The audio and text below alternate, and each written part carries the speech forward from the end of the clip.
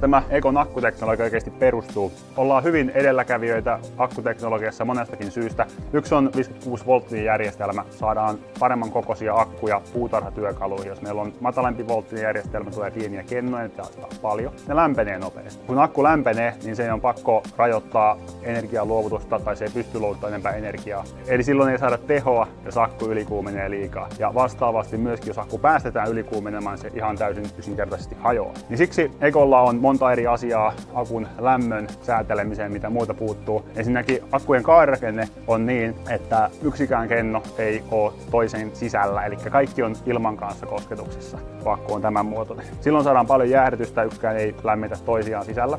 Ja lisäksi totta kai kun on tietokoneohjattuja, niin se myöskin tarkoittaa sitä, että se ottaa kaikista kennoista virtaa, ei pelkästään nurkasta niin kuin monessa muussa niin sanotussa dumm-akussa vetää vain yhdestä kulmasta. Eko käyttää kaikkia kennoja kerralla, niin yksikään kenno ei pääse kuoleentumaan sen takia. Ja B, se myöskin totta kai lataa niitä samassa järjestyksessä ja muutenkin monitoroi kennoja, että silloin kaikki ok.